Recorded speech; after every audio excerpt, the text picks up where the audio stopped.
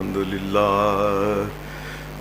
لله نحمده ونستعينه ونستغفره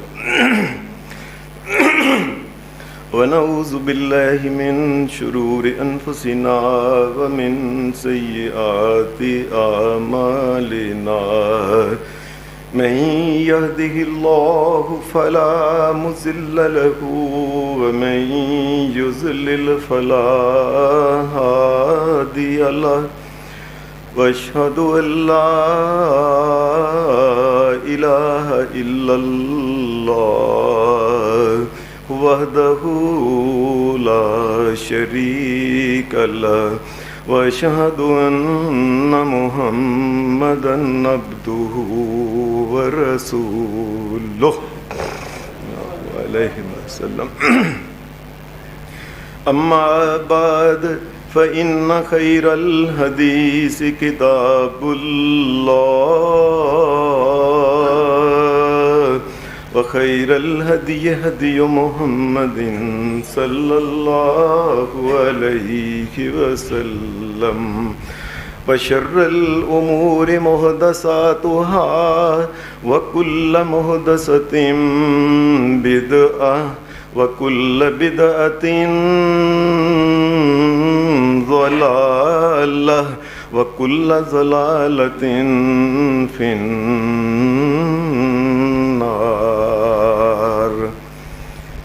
أعوذ بالله من الشيطان الرجيم.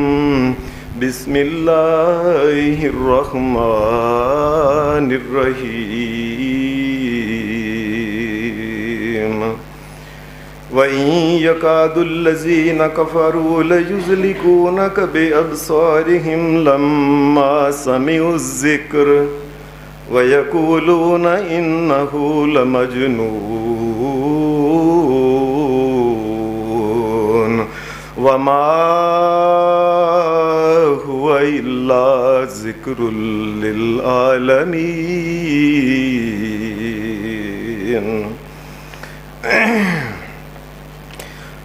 حضرات، اس دنیا میں رہتے ہوئے انسان کے ساتھ بعض اوقات ایسے معاملات پیش آتے ہیں، ایسے حالات پیش آتے ہیں کہ انسان بظاہری طور پہ ان کا کوئی سبب معلوم نہیں ہوتا. ٹھیک ٹھاک انسان وہی ہوتا ہے، بہترین غذا کھاتا ہے، یکدم اس کی صحت جو ہوتی ہے یہ گرنا شروع ہو جاتی ہے، اور دیکھتے ہی دیکھتے وہ انسان یہ ہڈیوں کی ایک مٹھ میں آ جاتا ہے، اور چند دنوں بعد پتہ چلتا ہے وہ اللہ کے پاس چلا گیا. یہ یکدم کیا ہوا؟ ٹھیک ٹھاک کاروبار چلتا تھا، ویسے ہی کاریگر تھے، ویسے ہی مال بنتا تھا، ویسے ہی منشی رکھے ہوئے تھے، دکاندار، یکدم کاروبار کا پٹھائی بیٹھ گیا. وہ لوگ جن کا لوگ نام لیا کرتے تھے کہ فلاں بندہ بڑا کامیاب ہے، لوگوں نے دیکھا کہ اس کے پاس نہ کارخانہ رہا، نہ کوئی اور چیز رہی، گھر بار نہیں رہا، یہاں تک کہ ایسا ہو گیا، اللہ کی قسم میں نے دیکھا ایک آدمی کو جس کے 3 گھر تھے اور 2 کارخانے تھے، کرائے پہ مکان لینا چاہتا تھا، کوئی دیتا نہیں تھا اس کو. یہ کیا ہو گیا انسان کو؟ یہ حالات یکدم ایسے کیوں ہو گئے؟ کہاں اونچائیوں میں پھرنے والا انسان اپنی شہرت سے فائدہ، اور شہرت کا اس کا نام بڑا تھا، اچانک ہی وہ انسان جو ہے اس کے ساتھ ایسا معاملہ ہو گیا جیسے ملیا میٹ ہو جاتا ہے وہ انسان. اتنی پریشانیاں، تکلیفیں، بچوں کے اندر پریشانیاں، اپنے رشتہ داروں کے اندر پریشانیاں، یکدم بڑی کوششوں کے باوجود، ڈاکٹروں کو دکھانے کے باوجود، بڑے لوگوں سے ملنے کے باوجود پتہ نہیں چلنا کہ اس کا کیا ہوا ہے. شریعت اسلامی کہتی ہے، اللہ اس کا رسول جو ہمیں بتاتا ہے کہ بسا اوقات اس کے اسباب مادی نہیں ہوتے، بعض اوقات اس کے اسباب روحانی ہوتے ہیں. مثال کے طور پہ ان روحانی اسباب میں سے ایک سبب یہ بھی ہو سکتا ہے کہ عین ممکن ہے کہ ان کو، اس انسان کو، اس کے خاندان کو، ان کی گاڑیوں مکانوں کو، اس کے بینک بیلنسوں کو، اس کی صحت کو کسی کی نظر کھا گئی ہو۔ شریعت یہ بھی کہتی ہے عین ممکن ہے، اللہ کا ایک قانون ہے، نظر کا بھی ایک قانون ہے۔ آج تک سائنسدان یا دیگر لوگ اس کو نہیں سمجھ سکے، اور سائنسدانوں کی سمجھ ہمارے لیے کوئی اعتبار یا معتبر نہیں کہ سائنسدان چونکہ اس کو ثابت نہیں کر سکے۔ بلا شبہ سائنسدان کسی چیز کو ثابت نہ کرے، اللہ کی قسم اللہ اور اس کے رسول کی ایک ایک بات حق ہے اور سچ ہے۔ یہ بات یاد رکھ لیں۔ کئی دفعہ ایسا ہوتا ہے کہ وہ نظر جو ہے اس کی وجہ سے کسی کی نظر لگ گئی۔ نبی اکرم صلی اللہ علیہ وسلم سے امام بخاری نے ایک حدیث نقل کی ہے، آپ نے فرمایا لوگو العین حق، یہ نظر جو ہے اس کا لگ جانا یہ حق ہے۔ انسان کو سمجھ نہیں آتی یہ کیسے لگی، ایک دیکھنے سے انسان کے اوپر اتنے اثرات ہو گئے۔ حدیث میں آتا ہے، اور یہ بھی حدیث امام بخاری نے صحیح بخاری کے اندر نقل کی ہے، ایک دن نبی کرم صلی اللہ علیہ وسلم اپنے گھر میں تشریف لائے۔ نبی کرم صلی اللہ علیہ وسلم گھر کے اندر داخل ہوئے، اپنی بیوی کے پاس ایک لونڈی کو دیکھا، ایک نوکرانی کو دیکھا۔ آپ ایسے اندر داخل ہوئے، آپ کی نظر پڑی۔ یاد رکھیے نبی علیہ السلام کا پوری امت کے ساتھ جو رشتہ ہے یہ باپ کا رشتہ بھی ہے۔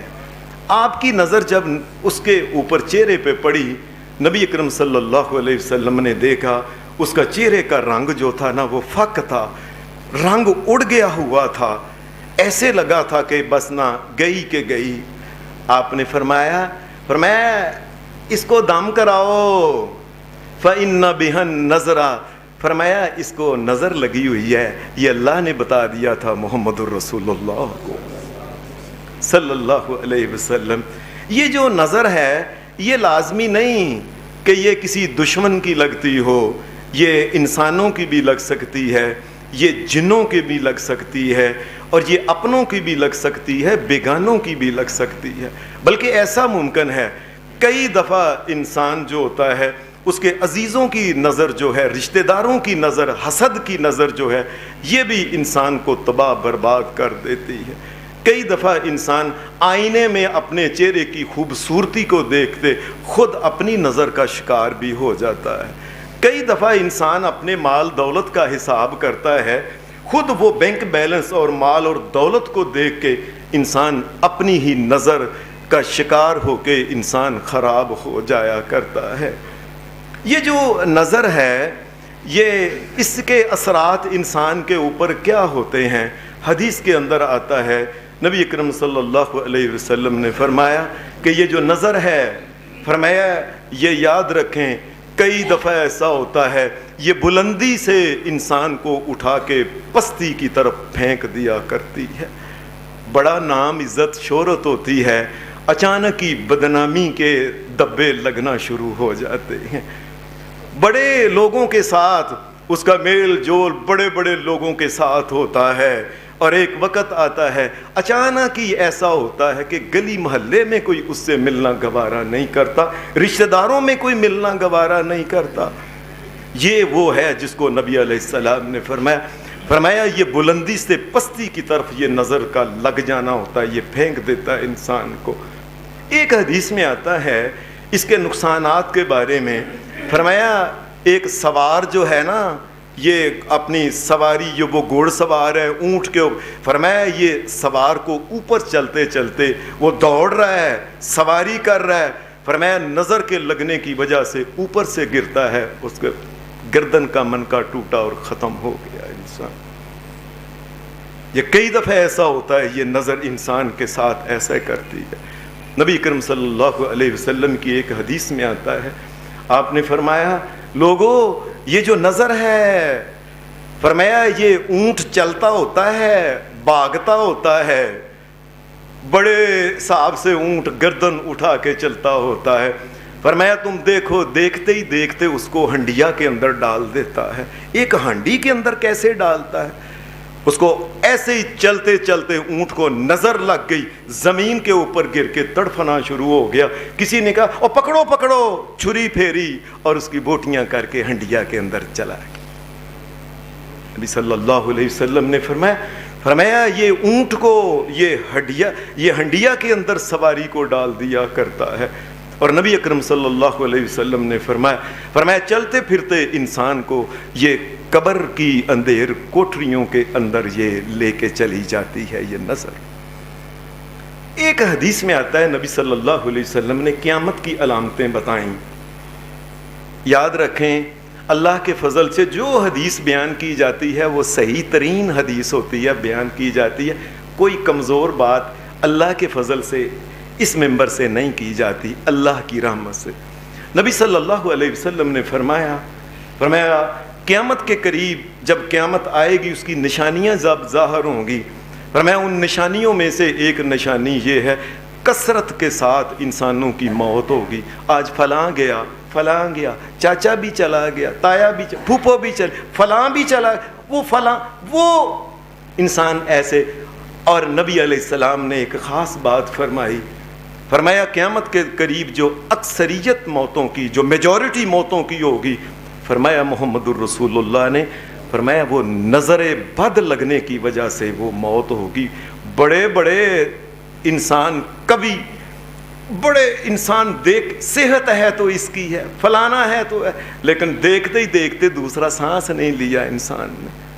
یہ نبی اکرم صلی اللہ علیہ وسلم نے فرمایا قیامت کی نشانیوں میں سے ایک نشانی یہ ہے کثرت سے موتیں ہوں گی۔ لوگ اور کچھ سمجھیں گے، وہ ڈاکٹر کو دکھاؤ، MRI کراؤ، اس کے ایکس رے کراؤ، ادھر بھاگتے ہوں گے۔ یہ جو نبی اکرم صلی اللہ علیہ وسلم نے یہ ساری چیزیں بتائیں، یہ اللہ کی قسم یہ اللہ نے اس امت کی اور انسانوں کے ساتھ خیر خواہی کی ہے کہ اس کے ایسے بھی اسباب ہیں لوگوں جنہیں تم نہیں جانتے، ہم تمہیں وہ اسباب بتائیں گے، ان اسباب کا سد باب کر لینا، اللہ ساری پریشانی اور تکلیفوں سے تمہیں بچا لے گا۔ ڈرانا مقصد نہیں ہے، خوف زدہ کرنا مقصد نہیں، مقصد یہ ہے کہ یہ ایک حقیقت ہے جس کا انسان کو پتہ نہیں ہے۔ انسانوں میں تمہیں جو علاج بتاتا ہوں اس پہ عمل کرنا، اللہ تمہیں شفا عطا فرمائے گا۔ یہ نظر کے بارے میں ایک اور چیز ہے، عام طور پہ کئی دفعہ ہم یہ کہہ دیتے ہیں کہ فلاں آدمی کی بڑی نظر لگتی ہے، یا فلاں قبیلہ خاندان پورے گھر والے جو ہیں توبہ میری ان کی بڑی، شریعت میں ایسی کوئی چیز نہیں ہے۔ کوئی خاص بندہ نہیں یہ کہہ سکتا یہ میری نظر لگتی ہے یا اس کی نظر لگتی ہے۔ عین ممکن ہے خامد کو بیوی کی نظر لگ جائے، بیوی کو خامد کی نظر لگ جائے، ایک بھائی کو اپنے بھائی کی نظر لگ جائے، عین ممکن ہے بیٹے کو نظر لگ جائے، باپ کی ماں کی نظر لگ جائے اس کو۔ اس لیے یہ کوئی خاص بات نہیں کہ فلاں انسان اس کی نظر بڑی لگتی ہے، یا کئی دفعہ لوگ جس طرح ہندوؤں میں بعض لوگوں نے یہ باتیں کہی ہیں کہ فلاں خاندان کی بڑی نظر لگتی ہے، اس سے بچ کے چلنا، یہ گلی کے ادھر سے نہ جانا، وہ آگے کھڑے ہوتے ہیں ان کی نظر، ایسی کوئی بات نہیں۔ اللہ کی قسم پتہ نہیں چلتا کس کی نظر لگتی ہے انسان کو۔ یہ نظر جو ہے کیا کوئی انسان اگر کسی کو جان بوجھ کے لگانا چاہے تو کیا لگ سکتی ہے؟ یہ بات یاد رکھیں، شریعت اسلامیہ میں اس چیز کی کوئی گنجائش نہیں کہ کوئی انسان کہے فلاں کو میں نظر لگاؤں گا یا فلاں کو میں لگاؤں گا اور لگا کے چھوڑوں گا اس کو میں، ایسی کوئی بات نہیں۔ یہ قرآن مجید کی آیت جو میں نے آپ کے سامنے دو پڑھی سورہ القلم کی، ان میں اللہ نے یہی بات کی، وَإِن يَكَادُ الَّذِينَ كَفَرُوا لَيُزْلِقُونَكَ بِأَبْصَارِهِمْ لَمَّا سَمِعُوا الذِّكْرَ وَيَقُولُونَ إِنَّهُ لَمَجْنُونٌ وَمَا هُوَ إِلَّا ذِكْرٌ لِّلْعَالَمِينَ۔ بہت سے لوگ نبی علیہ السلام کے لیے لائے گئے کہ محمد الرسول اللہ ایک یتیم بچہ بڑا ہو کے اللہ نے نبوت کا تاج رکھا ہے، لوگ مسلمان ہو گئے، بہت سے لوگوں کو قریش مکہ جو تھے یہ لے کے آئے کہ صبح و شام گور کے محمد الرسول اللہ کو دیکھو تاکہ ان کو نظر لگ جائے. یہ بات سمجھ لیں, یہ ان لوگوں نے اہتمام کیا کہ کسی طریقے سے محمد الرسول اللہ کا رستہ رک جائے, ان کو نظر لگ جائے. اور وہ بڑے قرآن مجید کے جو الفاظ ہیں, اِن یکاد الذین کفروا لیزلقونک بابصارہم لما سمعوا الذکر, یہ محمد رسول اللہ کو پھسلا دینا چاہتے ہیں, نعوذ باللہ. اور اس کا ایک مطلب یہ بھی ہوتا ہے کسی کو گرا دینا اور تباہ کر دینا. یہ رسول اللہ کے بارے میں یہ نظر لگانے کی کوشش کرتے ہیں. میں آپ کو اپنے بچپن کی ایک چھوٹی سی بات سناتا ہوں. یہ میں نے کافی سال پہلے یہ بات سنائی تھی, تقریباً کو 15-16 سال پہلے. میرا ایک دوست تھا, اس کی شادی جو تھی وہ کرنا چاہتا تھا اپنے کی چچی کے گھر میں. وہ چچی نے رشتہ نہیں دیا. یہ اپنی چچی کو نا پھر یہ میرے پاس آیا, کہنے لگا حافظ صاحب میری چاچی نے مجھے رشتہ نہیں دیا, میں ڈیڑھ گھنٹہ کور کے کچیچیاں وٹ کے دیکھتا ہوں, نظر لگتی نہیں, پتہ نہیں چاچی کو. یہ نظر لگانے سے نہیں لگتی, یہ پیار اور محبت سے بھی نظر لگ جایا کرتی ہے کئی دفعہ. بڑا اچھا اپنا بیٹا لگا, اس کی چال اچھی لگی, اس کے کپڑے اچھے لگے, یہ محبت. اور کسی کو زیادہ اچھا بھی لگنے کی وجہ سے نظر لگ جاتی ہے, لگانے سے نظر نہیں لگتی ہے. شریعت کیا کہتی ہے کہ اگر یہ نظر کے بارے میں بچاؤ کیا ہے؟ شریعت سب سے پہلے یہ کہتی ہے اللہ اگر کسی کو کوئی حسن, کوئی جوانی, کوئی مال, کوئی دولت, کوئی عہدہ, کوئی طاقت عطا کرے, اس کو چاہیے کہ سب سے پہلے یہ اللہ کے اوپر خوش ہو اور یہ اللہ کا شکر ادا کرے. کبھی اپنے مال دولت کے اوپر اترائے نہ, یہ میرا مال ہے, میرا کارخانہ ہے, تمہیں کیا پتا ہے دولت کیا ہوتی ہے, کن طریقوں سے کمائی جاتی ہے, وغیرہ وغیرہ. اس قسم کی تمام دنائیاں جب اللہ فیل کرتا ہے, یقین مانو پتہ نہیں چلتا اللہ نے فیل کر دیا ان کو. کبھی انسان ایسا نہ کرے, اپنے مال اور دولت کو دیکھے تو یہ کہے یہ میرے اللہ نے دیا ہے. اپنے بیٹوں کو, بیٹے کو دیکھے, اولاد کو دیکھے, کسی سے ملے السلام علیکم بھائی یہ میرے بچے ہیں, یہ اللہ نے دیے ہیں. یہ آپ کا مکان ہے جی, یہ مجھے اللہ نے دیا ہے. یہ آپ کی فیکٹری جی, مجھے اللہ نے دیا ہے. اے حافظ صاحب آپ کی بڑی صحت ہے جی, اللہ نے دی ہے. جو اپنا ذاتی کمال ہے نا کسی قسم کا, بڑی ذہانت ہے جی, اللہ نے ذہانت دی ہے. کسی قسم کی بھی کوئی اپنے آپ کو نمبر دینا کہ یہ میری بات ہے, نہیں, اس کو ختم کرے, یہ کہے یہ سب میرے اللہ نے مجھ کو عطا کیا ہے. قرآن مجید نے سورہ اس میں الکہف میں ہر جمعہ ہم پڑھتے ہیں اللہ کے فضل سے. یہ سورہ الکہف کے بارے میں نبی علیہ السلام کا حکم بھی ہے جو ہر جمعہ کو پڑھے, جس جگہ وہ پڑھتا ہے, مثلا گجرانوالہ, فرمایا اس سے لے کے مکہ تک جتنا فاصلہ ہے اتنا نور قیامت کے دن اللہ عطا فرمائے گا. یہ اس صورت کے اندر اللہ پاک نے ایک واقعہ بیان کیا ہے.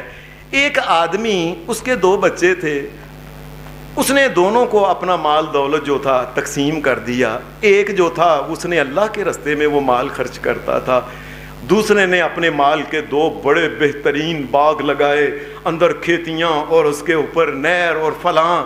اور مال کو دیکھ کے وہ دوسرے بھائی کو کہتا تھا اور تجھے کیا پتا ہے یہ مال کیسے کماتے ہیں, تجھے کیا پتا ہے یہ کیسے, یہ اس قسم کی وہ گفتگو کیا کرتا تھا.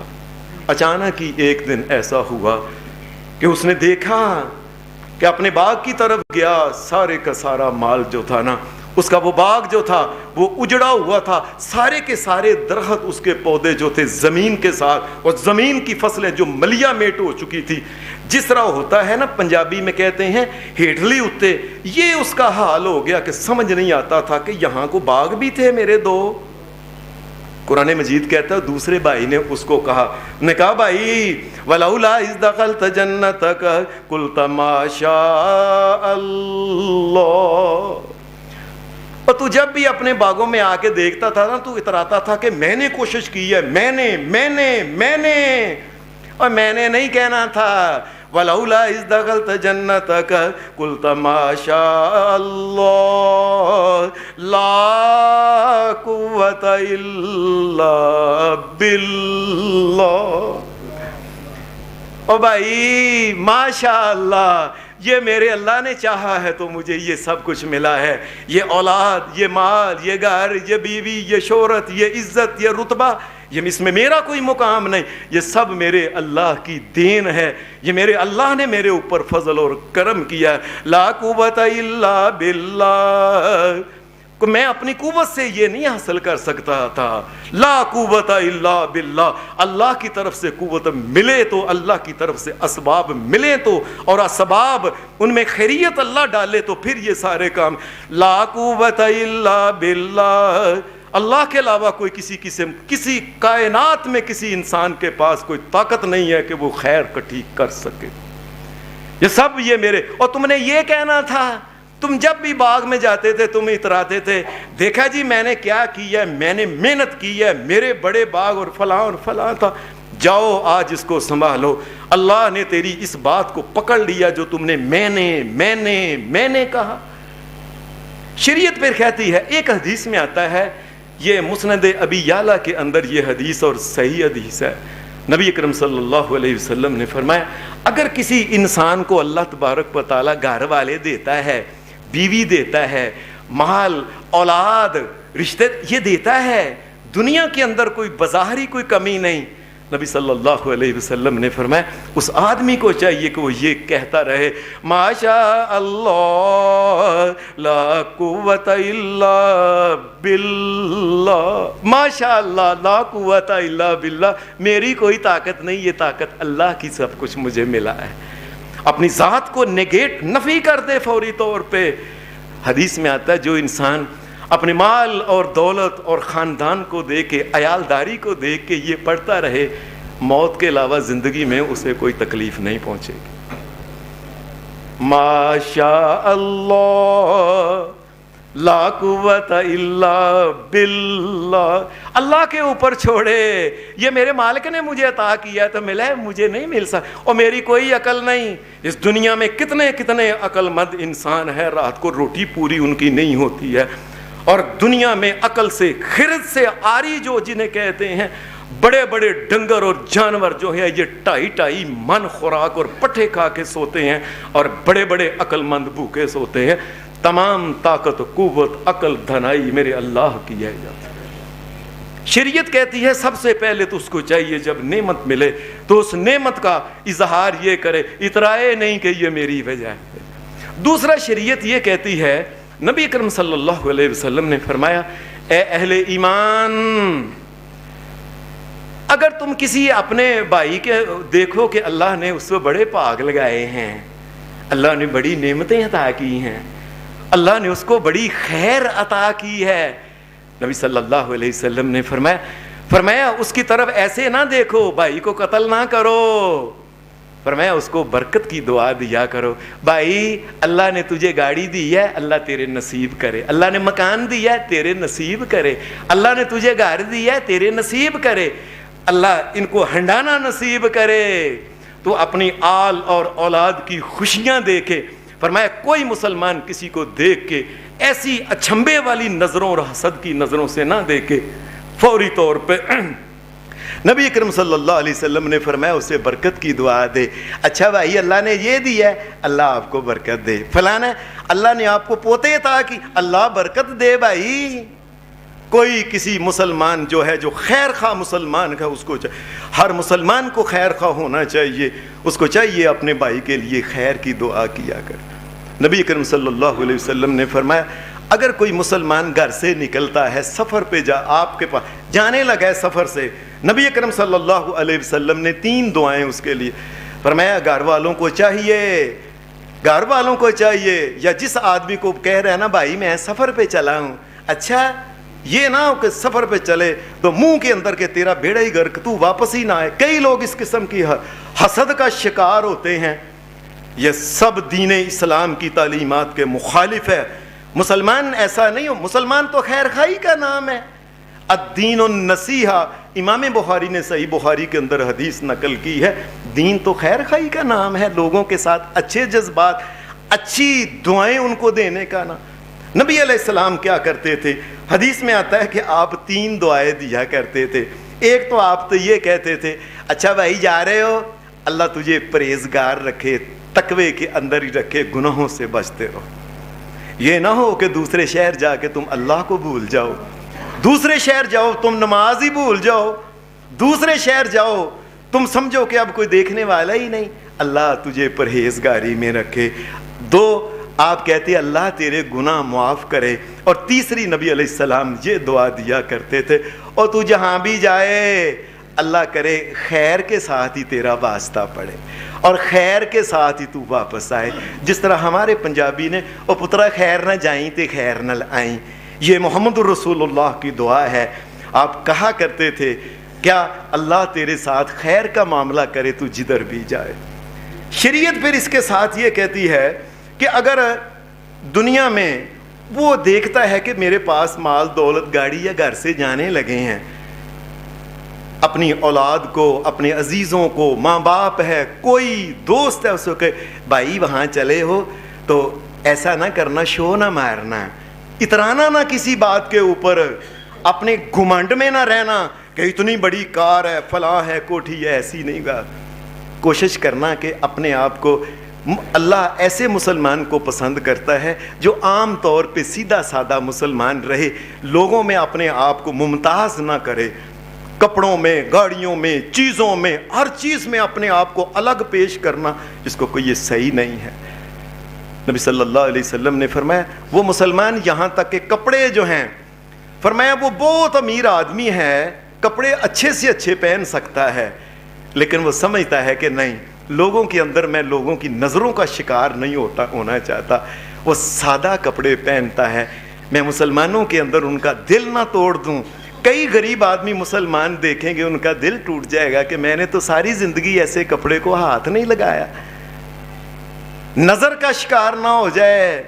نبی صلی اللہ علیہ وسلم نے فرمایا جو انسان یہ سادگی میں رہتا ہے، قیامت کے دن اللہ تبارک و تعالی میدان محشر میں اس کو لوگوں کے سامنے بلا کے کہے گا یہ عزت اور یہ کرامت کے یہ بڑے بڑے گون اللہ نے جن کو بنوایا ہوگا خاص طریقے سے، اللہ اس کو کہے گا آج قیامت کے دن تو ان میں سے کوئی ایک گون پہن کے میدان محشر میں کھڑے ہونا۔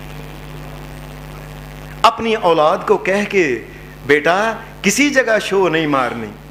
قرآن مجید یہ کہتا ہے سورہ یوسف کے اندر کہ حضرت یوسف علیہ السلام جب یہ مصر میں چلے گئے اور مصر میں پھر یہ بکے اور وہاں سے پھر جیل چلے گئے، جیل سے نکلے، پھر وہاں سے اللہ نے ان کو وزیر بنا دیا اور آگے پھر ان کو ایک با اختیار، بڑا اختیار اللہ نے ان کو دیا سارا۔ ان کے قحط کے دور میں ارد گرد کے لوگ جو تھے یہ وہاں سے مصر میں یہ مال دولت جمع تھا، اس علاقے میں قحط نہیں پڑا تھا، لوگ وہاں سے غلہ لینے جاتے تھے، یہ جسے ہم کہتے ہیں یہ گندم، یہ چاول، یہ چیزیں وغیرہ، یہ جو، یہ جہاں حضرت یوسف علیہ السلام کا آبائی جو گھر تھا اور بستی اسدا، وہاں سے ان کے 11 بھائی جو تھے انہوں نے کہا ہم بھی چلتے ہیں مصر سے جا کے لے کے آتے ہیں۔ اب یہ جو 11 بھائی تھے یوسف علیہ السلام کے، اور یوسف علیہ السلام 12ویں بھائی تھے، یہ 11 بھائی نبی یعقوب علیہ السلام کے بیٹے تھے، اور یعقوب علیہ السلام نبی اسحاق علیہ السلام کے بیٹے تھے، اسحاق علیہ السلام حضرت ابراہیم علیہ السلام، یہ نبیوں کی لڑی تھی، بڑے خوبصورت تھے یہ بھائی، بہت خوبصورت تھے اور جوان تھے، اور نبوت کے گھر میں پلے تھے، اپنے آپ کو سنبھالا ہوا تھا، انہوں نے اپنی جوانیوں کو بے داغ رکھا ہوا تھا۔ اللہ کا کرنا ایسا ہوا جب یہ جانے لگے سواریوں کے اوپر تو انہوں نے گنا 1 2 11 اور اتنے خوبصورت اتنے جوان بچے۔ اس وقت قرآن مجید کہتا ہے کہ انہوں نے اپنے بچوں کو یہ یا بنی لا تدخلوا من باب واحد، میرے پتر مصر کے اندر جانے لگے ہو تو جس طرح یہ شہروں کے نا دروازے ہوتے تھے، جس طرح لاہور کے 12 دروازے ہیں، ہمارے گجرانوالا کے کتنے، یہ سیالکوٹ دروازہ ہے، یہ لوری دروازہ ہے، یہ امن آبادی دروازے جس طرح ہوتے ہیں، تم دروازوں میں جب داخل ہونے لگو میرے پتر اس طرح کرنا کہ تم نا، یہ ایک انہوں نے تدبیر، اتنے خوبصورت 11 بچے اتنے جوان، یہ اکٹھے لوگ دیکھ کے لوگوں کی نظروں کا شکار نہ ہو جائیں. اے میرے پتر لا تدخلوا من باب واحد، میرے پتر ایک دروازے سے نہ تم اس طرح کرنا کو دو وادخلوا من ابواب متفرقہ، میرے پتر اس طرح کرنا 2-3 اس دروازے سے، 2-3 اس دروازے سے، 2-3 اس، اور لوگوں کی نظروں کا شکار نہ ہو جانا. یہ ایک اللہ کے نبی نے یہ ہمارے لیے ایک بات چھوڑی ہے. اللہ کسی کو مال دولت اولاد دے، ساتھی یار دوست دے، شو میں نہ آ جائیں، لوگوں کی نظروں کا شکار بھی نہیں ہونا چاہیے. ساتھ انہوں نے یہ بات کہی وَمَا أُغْنِي عَنْكُم مِّنَ اللَّهِ مِّن شَيْءٍ، میرے بیٹوں میں چاہتا ہوں تم نہ نظروں کا شکار نہ ہو جانا، لیکن پھر بھی اگر اللہ اگر کسی کو پکڑنا چاہے، کسی نظر کا شکار کرنا چاہے، ما اغنی، میں اللہ کا نبی میں نہیں بچا سکتا. اپنی بات کی نفی کر دی. اگر اللہ نے کسی کے ساتھ ایسا کرنا ہے، وہ ایک بچہ بھی کسی کا نعوذ باللہ، وہ اللہ وہ اس کو بھی نظر لگ سکتی، لازمی ہے زیادہ بچے ہوں تو یہ بھی ایک طریقہ ہے کہ اپنی اولاد کو اس بات سمجھایا جائے. پتر کسی جگہ جانے لگے ہو تو اس کا خیال رکھنا. شریعت ایک اور چیز کہتی ہے جسے ہم صدقہ کہتے ہیں. بڑے افسوس کی بات ہے کہ لوگوں نے صدقہ کی طاقت کو ہی نہیں جانا.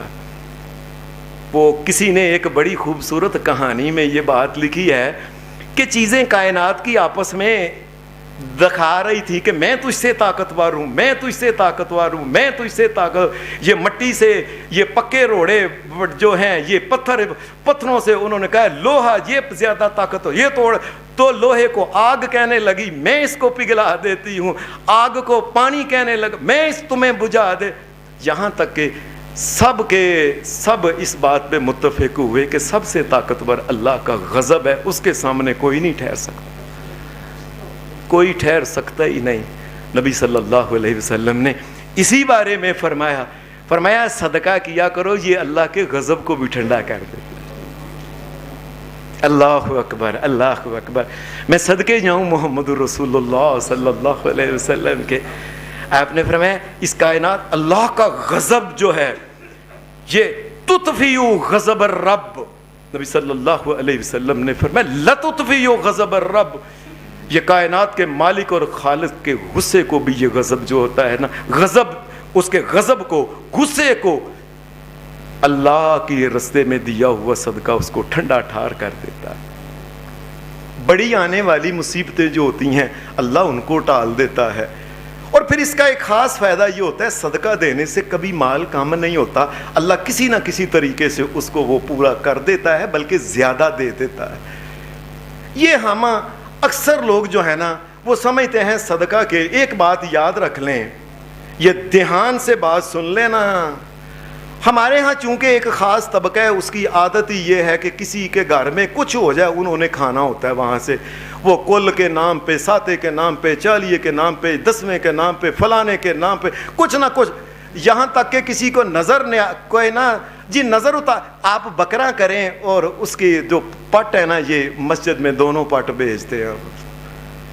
اللہ کی شریعت میں دھیان سے یہ میری بات سن لینا، اللہ کی قسم میں نے جتنا پڑھا ہے الف سے لے کے یہ تک، اللہ کی شریعت میں یہ صدقہ نہیں ہے کہ جانور کو لے کے ذبح کرے، یہ ہے ہی نہیں. یہ بات دھیان سے سن لیں. ساری زندگی محمد رسول اللہ نے ایسے صدقہ کیا ہی نہیں. اور ہمارے ہاں صدقے کے بکرے الگ بکتے ہیں، یہ جی صدقے بکرے ہیں فلانے. صدقہ اصل میں یہ ہے کسی بھی ضرورت مند مسلمان کی ضرورت کو پورا کیا جائے، یہ صدقہ ہے.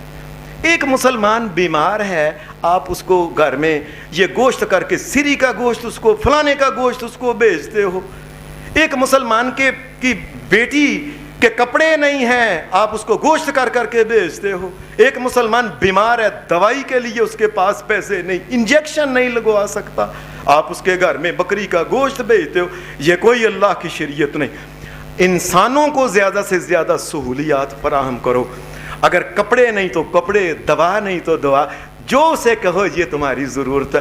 اور صدقے کے لیے شریعت نے ایک اور بات رکھی ہے, یہ ایک اگر انسان کو چاہے ایک پائی کا بھی صدقہ کرنا چاہے تو پائی کے, یہ لازمی نہیں ہے کہ بکرے چھترے اور یہ اونٹ اور یہ ککڑ اور اس قسم کی چیزیں کریں. اللہ کے دین میں ایسی کوئی بات ہی نہیں ہے. صدقے کے بعد شریعت پھر ایک بات کہتی ہے کہ اپنے بچوں کو دم کرنا چاہیے. اکثر دیکھ لیں اتنی مائیں پڑھی لکھی ہیں, گھر سے باہر نکلتے ہوئے اپنے بچوں کو دم ہی نہیں کرتی ہیں. اس کائنات میں سب سے عظیم ترین انسان حضرت محمد الرسول اللہ صلی اللہ علیہ وسلم. حدیث میں آتا ہے کہ ایک دن نبی علیہ السلام کی طبیعت ٹھیک نہیں تھی ہے. جبرائیل علیہ السلام یہ آئے, آ کے پاس بیٹھے, کہنے لگے اے محمد الرسول اللہ صلی اللہ علیہ وسلم آپ کی طبیعت ٹھیک نہیں لگتی. کہنے لگے جبرائیل ہاں میری طبیعت کوئی ٹھیک نہیں. جبرائیل علیہ السلام نے نبی علیہ السلام کو دم کیا. بسم اللہ ارقیک بسم اللہ ارقیک من کل شیء یؤذیک من شر کل نفس وعین واللہ یشفیک. جبرائیل نے دم کیا محمد الرسول اللہ کو. اور کیا پتہ ہے نظر ہی لگی ہو, ہمیں تو پتہ ہی نہیں, ہم تو غیب جانتے ہی نہیں. کیا پتہ ہے کوئی اندرونی بیماری ہے, بیرونی بیماری ہے, کوئی ظاہری ایسے دنیا کا کوئی عارضہ ہے, یا عین ممکن ہے کہ نظر ہی لگی ہو. جبرائیل علیہ السلام نے یہی دعا کی, بسم اللہ ارقیک من کل شیء یؤذیک. اے محمد الرسول اللہ میں اللہ کا نام لے کے آپ کو دم کرتا ہوں. من کل شیء یؤذیک, ہر قسم کی دنیا کی تکلیفوں سے اللہ بچائے. اللہ بچانے والا ہے, نبیوں کو بھی یہ بات یاد رکھیں. یہ دم جو ہے نا بنیادی طور پہ یہ اللہ کی توحید ہوتی ہے کہ بچانے والا جو ہے نبیوں اور پیغمبروں کو بھی بچانے والا اللہ ہے. اللہ آپ کو بچائے. من شر کل عین من شر کل نفس و عین, ہر قسم کے حاسدوں سے بھی اے محمد الرسول اللہ اللہ آپ کو بچائے. و عین, اور ہر قسم کے بد نظروں سے بھی اللہ آپ کو بچائے اے محمد الرسول. حدیث میں آتا ہے کہ حضرت جعفر جو تھے نا رضی اللہ تعالی عنہ, یہ حضرت علی کے بڑے بھائی تھے. یہ ان کی بیوی تھیں حضرت اسماء بنت امیس رضی اللہ تعالی عنہا. یہ ایک دن نبی علیہ السلام کے گھر میں آئیں اور آ کے کہنے لگی اللہ کے رسول ایک مسئلہ پوچھنا ہے. مجھے لگتا ہے کہ میرے بچے اتنے بڑے خوبصورت تھے, یہ ان کے بچے بھی بڑے ایسے, میں یہ نہیں کہہ سکتا بلبل کوئی چیز نہیں ہے. ہمارے ہاں بڑی بات ہوتی ہے جی ہرنی کی طرح, ہرنی بہت خوبصورت ہے. اللہ کی قسم انسان سے خوبصورت کوئی مخلوق جو ہماری نظر میں ہے نظر آتی ہے انسان سے خوبصورت نہیں ہے. یہ ہرنی کی طرح یہ ہے, بکری کی طرح یہ ہے, بلی کی طرح یہ ہے, کتے, یہ اسی کیسی گفتگو کرتے ہیں. یہ بڑے خوبصورت بچے تھے ان کے حضرت جعفر رضی اللہ تعالی عنہ. ان کی بیوی آئی کہنے لگی اللہ کے رسول مجھے لگتا ہے اتنے خوبصورت بچے ہیں بار بار یہ طبیعت خراب, ان کو لگتا ہے نظر لگ جاتی ہے. اللہ کے رسول میرا خیال ہے اے اللہ کے رسول آپ مجھے اجازت دیتے ہیں کہ میں ان کو دم کر دیا کروں. نبی اکرم صلی اللہ علیہ وسلم نے فرمایا نعم, ان کو تم دم ضرور کیا کرو. ہماری مائیں کرتی نہیں, صبح اسکول جاتے ہیں, مدرسے کسی جگہ باہر, یہاں تک کہ خامد جاتا ہے گھر سے, بیوی نہیں دم کرتی ہے اپنے خامد کو. اس کو چاہیے یہ دم اصل میں کیا ہے, اللہ کی پناہ میں دینا کسی کو, کہ میں تجھے اللہ کی پناہ میں دیتی ہوں. حدیث میں آتا ہے نبی صلی اللہ علیہ وسلم کے پاس آپ کے دونوں نواسے حضرت جو فاطمہ کے بیٹے تھے رضی اللہ عنہا, حضرت حسن اور حسین دونوں آتے, نبی علیہ السلام دونوں کو دم کیا کرتے تھے. اور آپ کے حدیث کے الفاظ ہیں اعیذکما, یہ حدیث کے جو الفاظ ہیں نبی علیہ السلام یہ اعیذکما بکلمات اللہ التامہ میں تمہیں اللہ کی حفاظت میں دیتا ہوں. یہ نبی علیہ السلام کہہ رہے ہیں. اور لوگوں، کائنات کا امام بھی یہ عقیدہ رکھتا ہے کہ حفاظت کرنے والا اللہ ہے. اور حسن حسین جنت کے نوجوانوں کے سردار، ان کی بھی حفاظت جو ہے وہ اللہ ہی کرے تو ہوتی ہے، یاد رکھیں. اعیذکم بکلمات اللہ التامات من کل شیطان وہامہ. ہر قسم کی شیطانیت سے اللہ تمہیں بچائے، اور ہر قسم کے زہرناک یا زہریلے جانوروں کے ڈنگ لگانے سے، ان کے کاٹنے سے بھی اللہ تمہیں بچائے.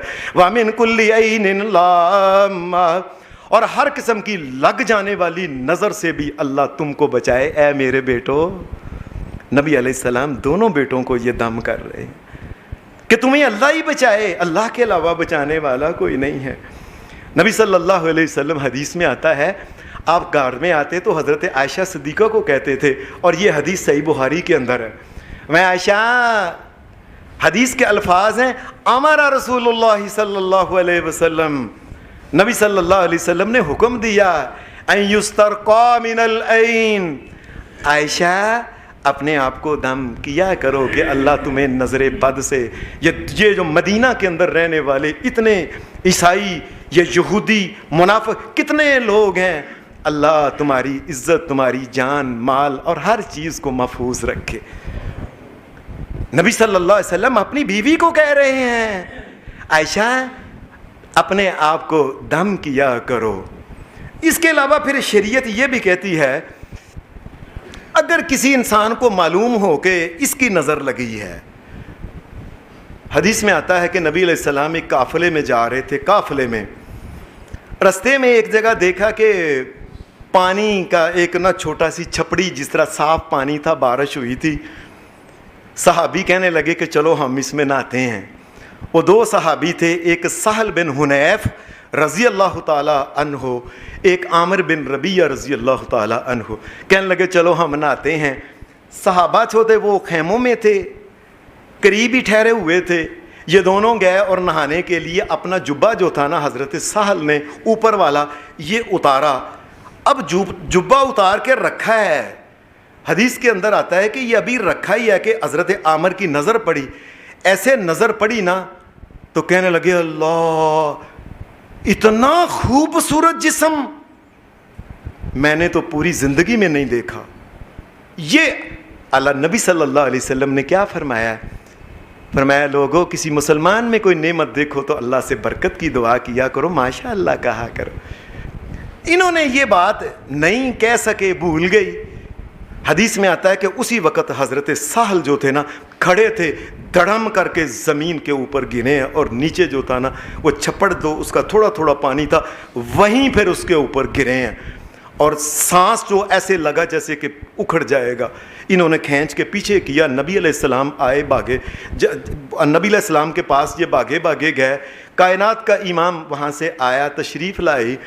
میں ہوا کیا ہے؟ میں کہ اللہ کے رسول، بس میں نے یہی کہا ہے کہ اتنا خوبصورت جسم تو میں نے پوری زندگی نہیں کبھی کسی کا دیکھا.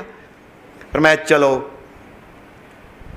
عامر بن ربیعہ کو کہا، تم نے یہ بات کہی ہے، چلو وضو کرو. وضو کر کے جب انہوں نے نیچے برتن رکھا، وہ وضو کا پانی وہ جو کرتے گئے، کلی کی سارا پانی وغیرہ، سارا پانی ایک برتن کے اندر وضو کا جسم کے ساتھ لگنے والا جو تھا نا، اس کو لے کے محمد الرسول اللہ نے، وہ جو صحابی گرے ہوئے تھے نا حضرت سعد، ان کے اوپر چھڑا. وہ بسم اللہ کر کے اٹھ کے کھڑے ہو گئے. یہ شریعت کہتی ہے کہ اگر محسوس ہو کہ میں ایسے کا یکدم لگتا ہے کہ میری نظر لگی ہے، تو شریعت نے یہ علاج بتایا. نبی صلی اللہ علیہ وسلم نے ایک خاص بات کہی. فرمایا، لوگوں، اگر تمہیں فرض کرو کوئی آدمی کہتا ہے نا کہ بھائی مجھے نا تم وضو کر کے نا اپنا پانی دے دو، مجھے لگتا ہے، نبی علیہ السلام نے فرمایا نہ کیا کرو. کئی لوگ ایسے ہوتے ہیں، وہ میری نظر، وہ تو میرے الزام لا دیتا ہے، وہ میں کیا کام عقلوں والی باتیں ہیں. جب کائنات کا امام محمد الرسول اللہ تمہیں کہہ رہا ہے کہ تمہیں کوئی کہے تو اپنا وجود کو دھو دیا کرو، تو یہ آگے سے اس قسم کی غلط گفتگو، بیہودہ گفتگو کرنا کہ میرے پر الزام کی کون سی بات ہے؟ عین ممکن ہے کہ تیری نظر ہی لگ گئی ہو. فرمایا اس کو کر دیا کرو. حضرات، یہ سارا جو نظر کا معاملہ ہے اس میں بنیادی ایک دو باتیں کرنے والی ہیں. وہ بنیادی کیا بات ہے؟ اللہ نے انسان کو یہ بات بتائی، انسان تو اپنے آپ کو بہت نہ کچھ سمجھا کر، اور تو نظر کی مان نہیں ہے، تو نظر کے سامنے بھی تمار نہیں ہے، اور تیری یہ تو حیثیت ہے کائنات کے رب کے سامنے تو کھڑا ہوتا ہے، تو انسانوں کی نظر کے سامنے نیٹ بیٹھے ایسا. اور یہ بات سمجھائی اگر کائنات کا مالک تجھے نہ بچائے تو تجھے کائنات کی کوئی چیز بچا نہیں سکتی. اور یہ ساتھ یہ بات سمجھائی مسلمانوں ہر وقت اللہ کا شکر اس کی نعمتوں پہ کیا کرو. کسی مسلمان کو دیکھ کے اس کو برکت کی دعا دو، اور ہر وقت کہو یا اللہ ماشاء اللہ لا قوت الا باللہ، اللہ تیرے علاوہ کوئی طاقت نہیں، لا حول ولا قوت الا باللہ، نہ کوئی ہیلا ہے نہ طاقت ہے، تو مہربانیاں کرے تو مہربانی ہوتی ہے. اللہ ہم پہ بھی مہربانیاں فرمائے. وآخر دعوانا الحمدللہ رب العالمین.